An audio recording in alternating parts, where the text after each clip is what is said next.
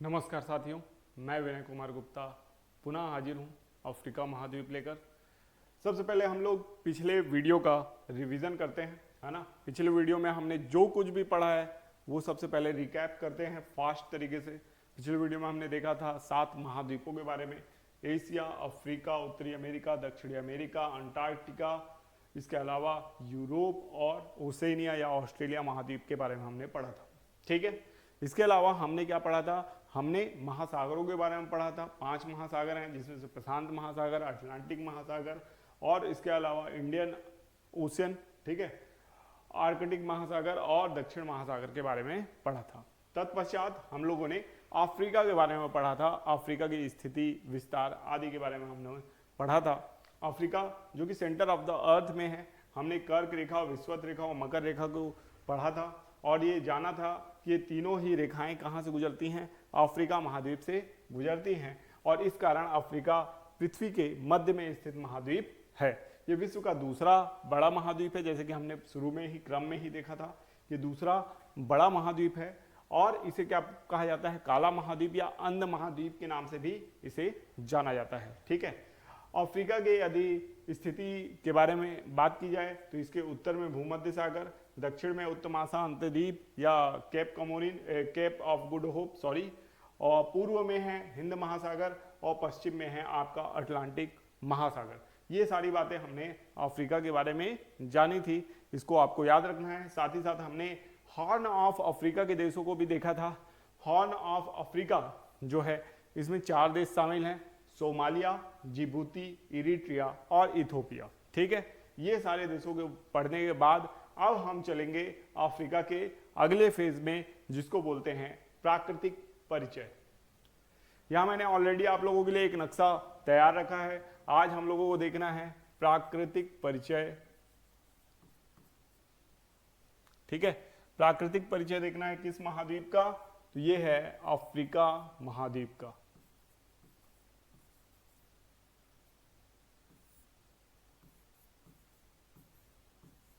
ठीक है, अफ्रीका महाद्वीप का प्राकृतिक परिचय हमें यहाँ पे देखना है। ठीक है, तो सबसे पहले प्राकृतिक परिचय में हम बात करेंगे पर्वत की। अफ्रीका में 2 महत्वपूर्ण पर्वत श्रेणियां हैं। पहली पर्वत श्रेणी जो है इसका नाम है किलीमंजारो। क्या नाम है, किलीमंजारो। बहुत अच्छे से याद रखिएगा, बहुत इंपॉर्टेंट पर्वत है।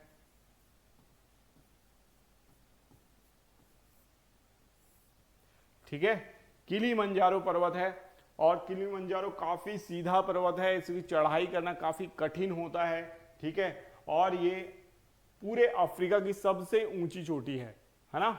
और किस देश में स्थित है, तो ये तंजानिया और आपका केनिया देश की सीमा पर स्थित है किलीमंजारो पर्वत श्रेणी। ठीक है, और ये सबसे ऊंची चोटी भी है अफ्रीका की, तो इसलिए भी आपको इसे याद रखना है और इसका नाम क्या है, किलीमंजारो पर्वत श्रेणी। ठीक है, किलीमंजारो पर्वत।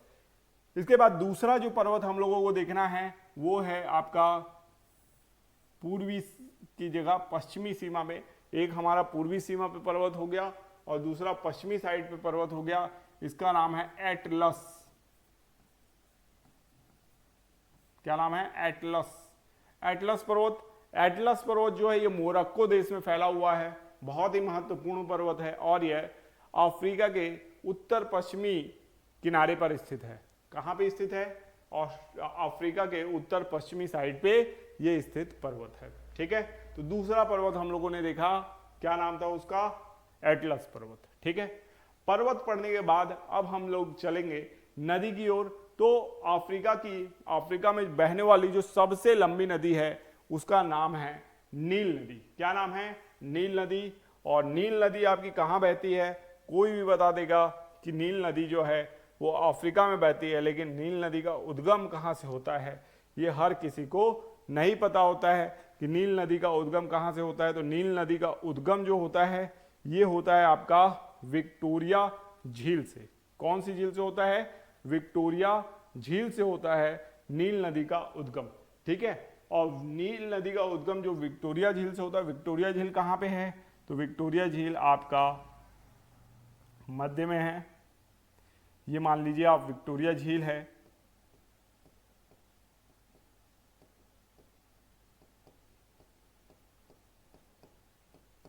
ठीक है। विक्टोरिया झील से निकलती है कौन सी नदी? नील नदी, और ये बल खाते हुए ऊपर की ओर बहती है, और ये दुनिया की सबसे लंबी नदी है। इसका नाम क्या है? नील नदी, याद रखना है आपको, नील नदी, दुनिया की सबसे लंबी नदी। किस झील से निकलती है? विक्टोरिया झील से निकलती है। और क्या खास बात है नील नदी में? ठीक है, तो नील नदी में मिस्र में आसवान बांध स्थित है। कौन सा बांध स्थित है? आसवान बांध स्थित है। कहाँ स्थित है? मिस्र में। नील नदी को क्या कहा जाता है? मिस्र का वरदान कहा जाता है। नील नदी को मिस्र का वरदान कहा जाता है, ये भी बात आपको याद रखना है। नील नदी का विसर्जन जैसे कि आप देख सकते हैं सागर में होता है, और ये सागर कौन सा है? ये सागर है आपका भूमध्य सागर। कौन सा सागर है ये? भूमध्य सागर स्थित है। ठीक है, तो भूमध्य सागर में इसका विसर्जन होता है नील नदी का। ठीक है, कौन से देश में होता है? तो ऑब्वियस सी बात है मिस्र देश में होता है। ठीक है, ये बहुत से देशों से होकर बहती है, और ये जाके मिस्र में किस महासागर में गिरती है या किस सागर में गिरती है?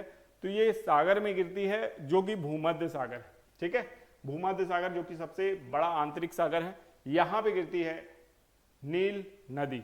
ठीक है, तो नील नदी के बारे में आपको पता चल गया होगा। इसके अलावा कुछ और महत्वपूर्ण नदियां हैं जो आपका अफ्रीका में बहती है। इसमें अगली नदी है आपकी जाम्बेजी नदी। ठीक है, जाम्बेजी नदी जो कि दक्षिण में बहती है यहां पे। ठीक है,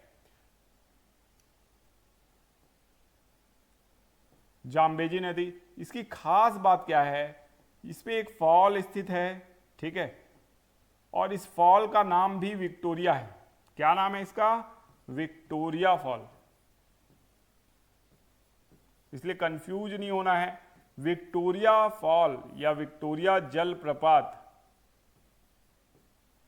किस नदी पे है? ये नदी है आपकी जाम्बेजी। ठीक है, विक्टोरिया जलप्रपात किस नदी पे है? जाम्बेजी नदी पे है। जबकि विक्टोरिया झील कहाँ स्थित है? तो यहां है विक्टोरिया झील। विक्टोरिया झील से उद्गम होता है नील नदी का, जबकि जाम्बेजी नदी में विक्टोरिया जलप्रपात स्थित है। ये दोनों ही बातें याद रखना है। देखिए, हम सभी नदियों की या अफ्रीका की सारी नदियों को नहीं पढ़ने वाले, हम उन नदियों को पढ़ेंगे जो हमारे काम की हैं, जो हमारे एग्जाम में पूछी जा सकती है। नील नदी आपको पता है विश्व की सबसे लंबी नदी है, किसी भी एग्जाम में पूछा जा सकता है, क्योंकि विक्टोरिया झील से ये नदी निकलती है और विक्टोरिया जलप्रपात जाम्बेजी नदी में, इसलिए कंफ्यूजन क्रिएट करने वाली जगह है। इसलिए इसको भी क्वेश्चन में जगह मिलती है एग्जाम्स में, इसलिए आपको जाम्बेजी नदी के बारे में भी पढ़ना है, याद होना चाहिए। इसके बाद एक नदी जो है मध्य में है, मध्य में बहती है, और ये क्या करती है? ये आपकी विषुवत रेखा को 2 बार क्रॉस करती है। कौन सी नदी है ये? तो इसका नाम है कांगो या जायरे। कांगो या जायरे नदी। ठीक है, कांगो या जायरे नदी ये क्या करती है? भूमध्य रेखा को 2 बार क्रॉस करती है। किस रेखा को? भूमध्य रेखा को, विषुवत रेखा को, जो कि 0 डिग्री अक्षांश रेखा है। आपको पता है पिछले वीडियो में या पिछले क्लास में हम लोगों ने पढ़ा था विषुवत रेखा, कर्क रेखा और मकर रेखा के बारे में। ठीक है, तो यहां पे मैंने बताया नहीं था आपको, लेकिन ये जो अक्षांश है ये 0 डिग्री अक्षांश रेखा है। 0 डिग्री अक्षांश रेखा कौन सी रेखा है? आपकी विषुवत रेखा। जबकि कर्क रेखा जो है 23.5 डिग्री या 23.5 उत्तरी अक्षांश रेखा है। उत्तरी अक्षांश रेखा। ठीक है, ये कर्क रेखा है। विषुवत रेखा 23.5 डिग्री दक्षिणी अक्षांश रेखा है। ठीक है, और ये सारी रेखाएं कहां से गुजरती हैं? अफ्रीका महाद्वीप से गुजरती हैं। ठीक है, अभी पॉइंट पे वापस आते हैं। अभी के पॉइंट पे हम कौन सी नदी की बात कर रहे हैं, कांगो या जायरे नदी की। तो ये किस रेखा को क्रॉस करती है, ये भूमध्य रेखा या विषुवत रेखा को क्रॉस करती है, 0 डिग्री अक्षांश रेखा, जो कि लगभग यहां से गुजरती है ऐसे, ठीक है। इस रेखा को क्रॉस करती है कौन सी नदी, कांगो या जायरे नदी। 2 बार, पहले ऊपर जाती है, फिर नीचे आती है, फिर मिल जाती है, विसर्जन होता है इसका। लेकिन आपको इसमें से याद रखना है कि विषुवत रेखा को 2 बार क्रॉस करती है, ठीक है। कांगो या जायरे जो नदी है, यही सवाना घास के मैदान से भी गुजरती है। आगे हम घास का मैदान जब पढ़ेंगे तो ये नाम वापस फिर आएगा। कौन सा घास का मैदान, सवाना घास का मैदान, तो उसको उस समय हम लोग देखेंगे। एक नदी और है दक्षिण में,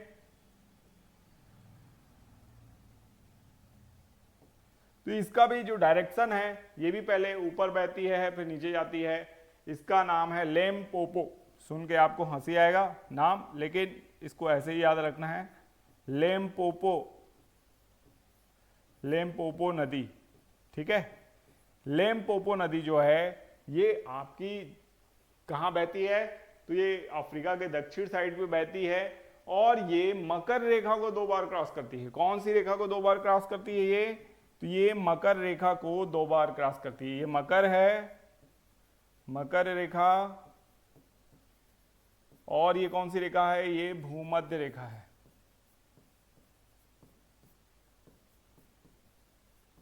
भूमध्य रेखा को कांगो या जायरे नदी 2 बार क्रॉस करती है, मकर रेखा को लिम्पोपो नदी भी 2 बार क्रॉस करती है। अच्छा सर, कर्क रेखा को कौन सी नदी 2 बार क्रॉस करती है, तो वो इस महाद्वीप में नहीं है, वो नदी है भारत में। अगर आपको पता है कि कर्क रेखा को 2 बार क्रॉस करने वाली नदी का नाम क्या है, तो आप कमेंट बॉक्स में जरूर उसका जवाब दीजिए, ठीक है। क्या नाम है उसका, ये बताइए, ठीक है। तो हमने 3 नदियां देखी या 4 नदियां देखी जो अफ्रीका में बहती। पहले नील नदी जो दुनिया की सबसे लंबी नदी है, दूसरी नदी जाम्बेजी नदी जिसपे विक्टोरिया जलप्रपात स्थित है, तीसरी नदी कांगो या जायरे नदी जो इस पर जो भूमध्य रेखा को 2 बार क्रॉस करती है, और चौथी नदी है लिम्पोपो नदी जो आपका मकर रेखा को 2 बार क्रॉस करती है, यानी 23.5 डिग्री दक्षिणी अक्षांश रेखा को 2 बार क्रॉस करती है, ठीक है। तो इसको याद रखना है। अब मैंने आपको बोला ही था कि हम कितने घास के मैदान के बारे में बात करेंगे अभी, है ना। तो घास के मैदान हमारे पास 2 घास के मैदान हैं। पहला घास का मैदान तो मैंने आपको बता ही दिया, कौन सा पहला घास का मैदान, तो पहला घास का मैदान है आपका सवाना घास का मैदान,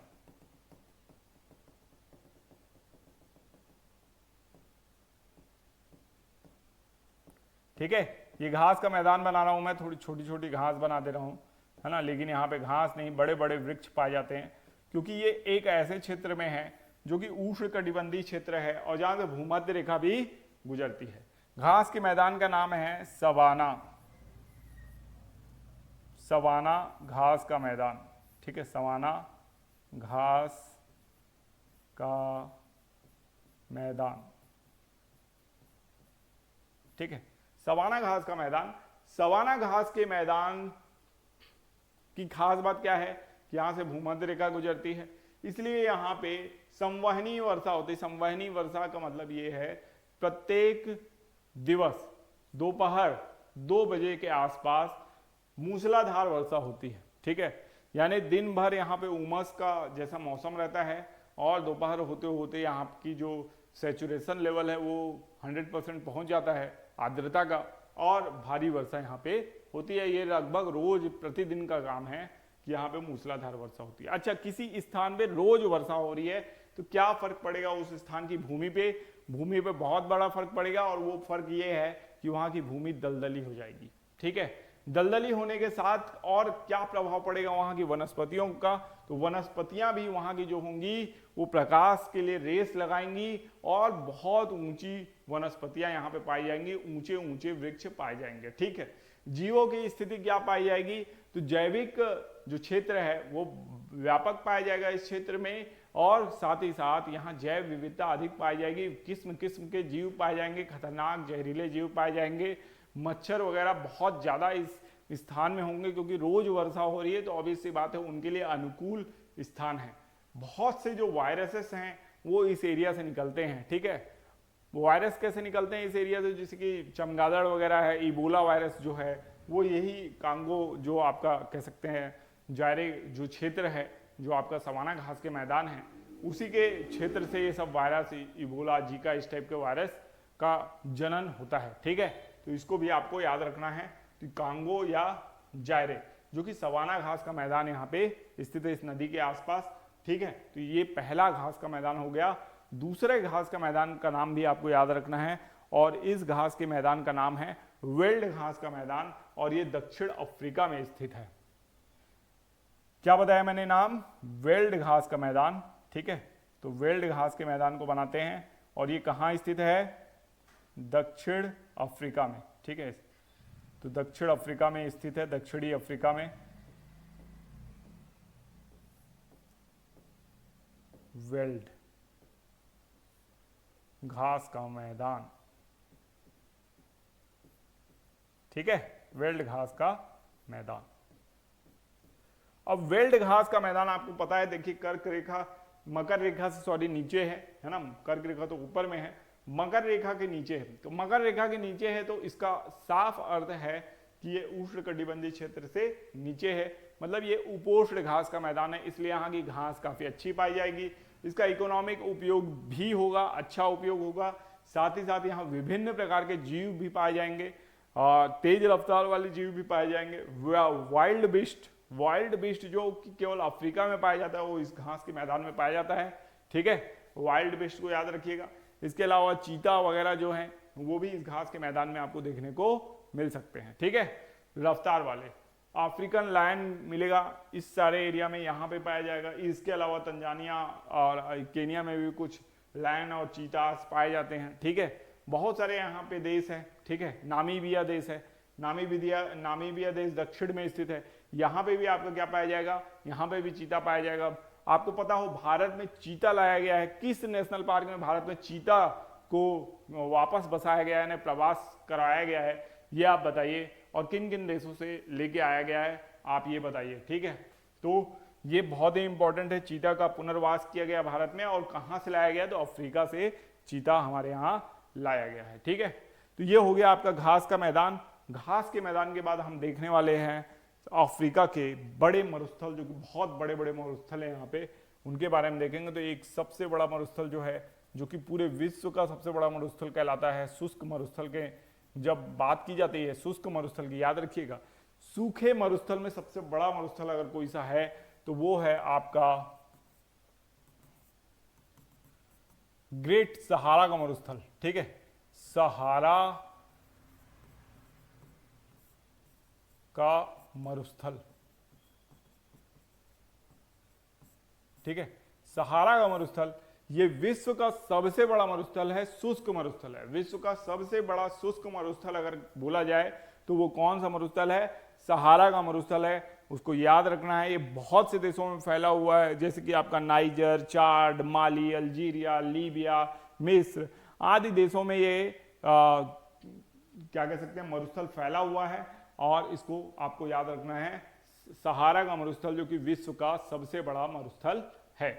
इसके बाद आपको इसमें और क्या याद रखना है? तो दूसरी बात आपको इसमें याद रखना है कि एक और मरुस्थल हमारे पास है जिसका नाम है कालाहारी का मरुस्थल। ठीक है, क्या नाम है? कालाहारी।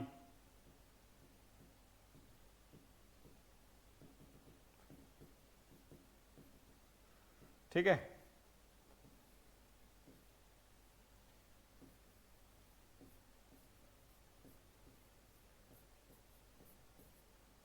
कालाहारी मरुस्थल। कालाहारी मरुस्थल जो है ये अफ्रीका के दक्षिणी साइड पे स्थित है, और ये आपका बोत्सवाना देश में स्थित है। कौन से देश में स्थित है कालाहारी का मरुस्थल? बोत्सवाना देश में स्थित है।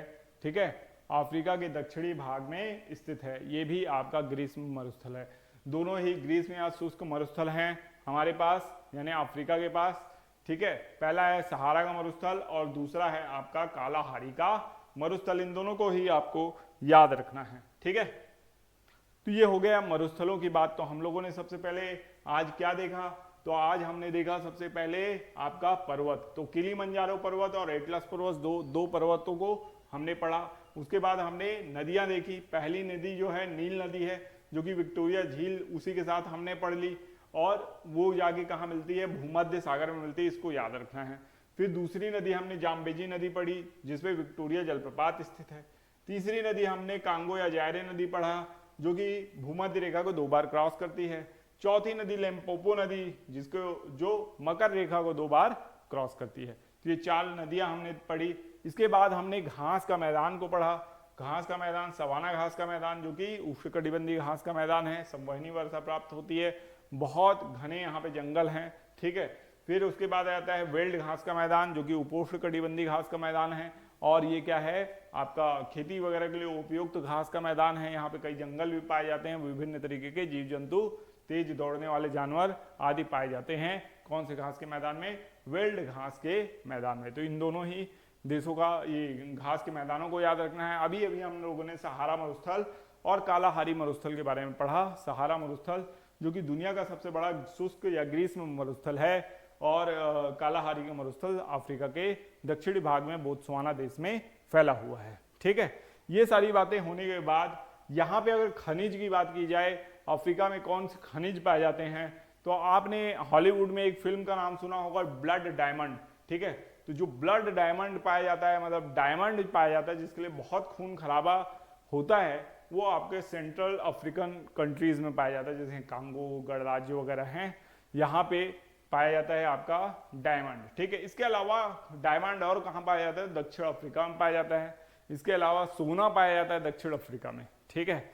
विभिन्न बहुत सारे यहाँ पे देश हैं, कई यहाँ पे खनिज मिलता है, ठीक है। लेकिन आपको मुख्य रूप से ये याद रखना है, यहाँ के जो आपके देश हैं आइवरी कोस्ट वगैरह और नाइजीरिया वगैरह, इनमें पेट्रोलियम भी पाया जाता है। जैसे कि आपका मिस्र हो गया, मिस्र पेट्रोलियम एक्सपोर्टिंग कंट्री है। लीबिया हो गया, लीबिया के बाद अल्जीरिया हो गया, ट्यूनीसिया हो गया, ये सब जितने भी देश हैं यहाँ पे पेट्रोलियम भंडार बहुत बड़ी मात्रा में हैं। तो अफ्रीका में हमको क्या क्या मिलता है प्रमुख रूप से? तो एक तो आपको पेट्रोलियम के बहुत बड़े बड़े भंडार हैं, इसके अलावा डायमंड यहाँ पे मिलता है, इसके अलावा सोना भी यहाँ पे मिलता है। बाकी खनिज भी व्याप्त हैं, लेकिन प्रसिद्ध किस किस चीज के लिए है ये वो मैंने आपको यहाँ पे बता दिया है, ठीक है। इसके बाद हम लोग आ जाते हैं खनिज, खनिज के बाद आते हैं फसल। फसल जो है आपकी यहाँ पे 2-3 प्रमुख फसलें हैं, ठीक है। यहाँ पे एक छोटा सा द्वीप स्थित है आपका तंजानिया के पास, इसका नाम है जंजीबार। क्या नाम है? जंजीबार। और जंजीबार द्वीप जो है इसे लौंग द्वीप कहा जाता है, और इसीलिए तंजानिया जो है वो लौंग के उत्पादन में अग्रणी है अफ्रीका महाद्वीप में, ठीक है। इसी साइड में यहाँ पे ना एक द्वीप स्थित है, बड़ा सा द्वीप है, इसका नाम है मेडागास्कर। क्या नाम है इस द्वीप का? मेडागास्कर, ठीक है, मेडागास्कर। और इधर पे एक देश है मोजाम्बिक, ठीक है। मोजाम्बिक और मेडागास्कर ये दोनों ही देश जो हैं, यहाँ पे जो पाया जाता है उसका नाम है दाल, ठीक है। दाल का उत्पादन यहाँ पे बहुत ज्यादा होता है। एक समय भारत में दाल बहुत महंगी हो गई थी, तो हमने मेडागास्कर और मोजाम्बिक की दाल मंगाई थी। आप हमने सबने खाया होगा उस दाल को, ठीक है। अभी अभी की बात है, कोविड के बाद ये क्राइसिस हुआ था, तो मोदी गवर्नमेंट के प्रयास से ये काम किया गया था, ठीक है। तो इसको भी आपको याद रखना है, मेडागास्कर आइलैंड। इसके अलावा हमको यहाँ पे क्या मिलता है? केन्या में चाय का उत्पादन होता है, ठीक है। केन्या क्या है? चाय के उत्पादन में अग्रणी है अफ्रीका में। इसके अलावा यहाँ पे एक देश है, उसका नाम है आइवरी कोस्ट। आइवरी कोस्ट में ना कोको का उत्पादन होता है, कोको का उपयोग होता है चॉकलेट वगैरह में, है ना। तो आइवरी कोस्ट है यहाँ पे, ठीक है। इसके अलावा नाइजीरिया वगैरह देश है, वहाँ पे ना ताड़ के वृक्ष बहुत ज्यादा है, पाम ऑयल भी यहाँ पे उत्पादित होता है। तो विभिन्न तरीके के यहाँ पे फसल का उत्पादन होता है। पहली फसल मैंने आपको बताया लौंग, लौंग के लिए जांजीबार द्वीप स्थित है। दूसरा द्वीप मैंने आपको क्या बताया? मेडागास्कर द्वीप। दोनों ही द्वीपों को याद रखिएगा, जो कि अफ्रीका का सबसे बड़ा द्वीप है मेडागास्कर द्वीप, और यहाँ पे दाल का उत्पादन होता है। मोजाम्बिक देश इसके बगल में स्थित है, वहां पे भी दाल का उत्पादन होता है। इसके अलावा मैंने आपको क्या बताया? इसके अलावा मैंने बताया आपको आइवरी कोस्ट में क्या होता है? कोको होता है, और बगल में नाइजीरिया जो देश है वहां पे आपके पाम ऑयल का अच्छा उत्पादन होता है। तो ये सारी फसलें हो गई आपकी, जो कहाँ पे हैं? आपका अफ्रीका में है, ठीक है। फसलों के बाद हम लोग आ जाएंगे आपकी जल संधि, ठीक है। जल संधि बहुत ज्यादा इंपॉर्टेंट है इस क्षेत्र की। जल संधियों को हम लोगों को पढ़ना है। लेकिन जल संधि पढ़ने से पहले ना एक बात और जरूरी है पढ़ने के लिए, और वो जरूरी है ये क्या कहते हैं आपका सागर। ठीक है, तो पहला तो आपका आ जाता है अफ्रीका के जस्ट ऊपर में जो सागर का नाम क्या है, भूमध्य सागर। भूमध्य सागर है ना, सागर पहले पढ़ेंगे, सागर खाड़ी, उसके बाद हम लोग पढ़ेंगे आपका जल संधि के बारे में। भूमध्य सागर बहुत इंपॉर्टेंट सागर है, ये अफ्रीका, यूरोप और एशिया के बीच में स्थित है, और ये पूरी तरीके से स्थलबद्ध है, एक ही किनारा है, एक ही गेट है इसका, जिसको बोलते हैं जिब्राल्टर जल संधि। ठीक है, जिब्राल्टर जल संधि के बारे में पढ़ेंगे, लेकिन उससे पहले भूमध्य सागर को आप जान लीजिए, विश्व का सबसे बड़ा आंतरिक सागर है। ठीक है, उसके बाद आते हैं यहाँ पे, ये एक सागर है यहाँ पे, उसको भी याद रखिएगा। उस सागर का नाम है लाल सागर। यहाँ पे कौन सा सागर है, लाल सागर। ठीक है, तो इस लाल सागर को याद रखना है। लाल सागर को लाल सागर क्यों कहा जाता है, कल एक स्टूडेंट ने मुझसे पूछा कि लाल सागर को लाल सागर क्यों कहा जाता है। तो लाल सागर एक्चुअल में क्या है ना, कि इसके अंदर लाल शैवाल पाए जाते हैं, इसलिए इसको लाल सागर कहा जाता है। बाकी इसका पानी नीला ही दिखता है। ठीक है, तो ऐसा नहीं है कि इसका पूरा पानी लाल है। ठीक है, कई जगह पे लाल लाल दिखेगा थोड़ा मोड़ा एरिया, लेकिन ज्यादातर एरिया जो है आपका नीला पानी का है। लेकिन लाल शैवाल पाए जाने के कारण इसको लाल सागर कहा जाता है। उसके बाद सागर और खाड़ियों में अगर अगली बात की जाए, तो यहाँ पे है आपका अदन की खाड़ी। कौन सी खाड़ी है, अदन की खाड़ी, तो इसे भी याद रखना है। अदन की खाड़ी को, अदन की खाड़ी को क्यों याद रखना है, क्योंकि ये बहुत इंपॉर्टेंट है। ठीक है, अदन की खाड़ी और लाल सागर को जोड़ने वाली जल संधि को भी हम लोग पढ़ेंगे, तो अदन की खाड़ी को आप याद रखिएगा। और अदन की खाड़ी के बाद हम लोगों को नेक्स्ट देखना है आपका एक और सागर है यहाँ पे, मोजाम्बिक सागर या मोजाम्बिक स्ट्रेट भी बोलते हैं, इसको याद रखिएगा, मोजाम्बिक स्ट्रेट। ठीक है, चौड़ी, बहुत चौड़ी जल संधि को बोल देते हैं स्ट्रेट, मोजाम्बिक सागर भी आप बोल सकते हैं, मोजाम्बिक स्ट्रेट। ठीक है, इसको याद रखिएगा।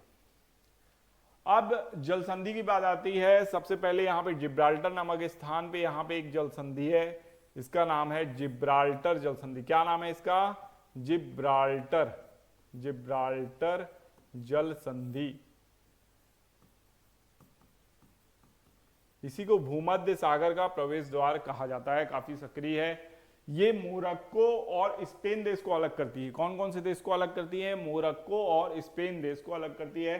साथ ही साथ अफ्रीका को यूरोप से अलग करती है ये जल संधि, जिब्राल्टर जल संधि। ठीक है, यहां पे मैं थोड़ा सा मिस कर रहा हूं, लेकिन मुझे याद है कि ये जो जल संधि है इसका नाम है बाब अल मांदेव। क्या नाम है, बाब अल मांदेव। बाब अल मांदेव जल संधि। ठीक है, बाब अल मांदेव जल संधि लाल सागर को अदन की खाड़ी से जोड़ती है। अगर कुछ गलत हो रहा होगा तो बिल्कुल कमेंट बॉक्स में आप बोल सकते हैं। गलतियां इंसान से ही हो सकती हैं, मुझसे भी हो सकती हैं, इसलिए लाल सागर और अदन की खाड़ी को जोड़ने वाली जल संधि का नाम क्या है, आपका बाब अल मांदेव जल संधि। ठीक है, इसको याद रखना है। अब जो एक नहर है यहाँ पे स्थित है वो नहर, और इस नहर का नाम हम लोगों ने कल पढ़ा था, इसका नाम है स्वेज नहर। क्या नाम है, स्वेज नहर। स्वेज नहर भूमध्य सागर को लाल सागर से जोड़ती है। कौन सी नहर, स्वेज नहर। ठीक है, स्वेज नहर क्या करती है, भूमध्य सागर को लाल सागर से जोड़ती है, इसको याद रखना है। इसको किस इंजीनियर ने बनाया, इसको पूछा जाता है, तो फर्डिनेंड डी लेसेप्स नामक इंजीनियर ने इसे बनाया। ठीक है, और इसके लिए फंडिंग किसने की, तो ब्रिटेन, फ्रांस जैसे देशों ने इसके लिए फंडिंग की, और इस नहर के निर्माण में उनका बहुत बड़ा योगदान था। 1869 ईस्वी में ये बनकर तैयार हुई थी। कौन सी जल संधि, आपकी स्वेज नहर, जल संधि नहीं, नहर, स्वेज नहर बनकर तैयार हुई थी 1869 में। 1869 मेरे ख्याल से गांधी जी का जन्मदिन भी है, तो जन्म का वर्ष है 2 अक्टूबर 1869, तो उस हिसाब से भी आप इसको याद रख सकते हैं। ठीक है, तो ये सारी जानकारी हम लोगों ने देखी अभी अफ्रीका। तो तो अफ्रीका का प्राकृतिक परिचय आज यहीं पे समाप्त करते हैं। उम्मीद है कि आपको ये वीडियो पसंद आया होगा। कोई गलती हुई होगी तो बिल्कुल आप उसको कमेंट बॉक्स में लिख सकते हैं, उस पर करेक्शन मैं करूँगा, मेरे नॉलेज में भी सुधार होगा। और कोई भी जो क्वेश्चन आप पूछना चाहें मुझसे वो भी आप पूछ सकते हैं।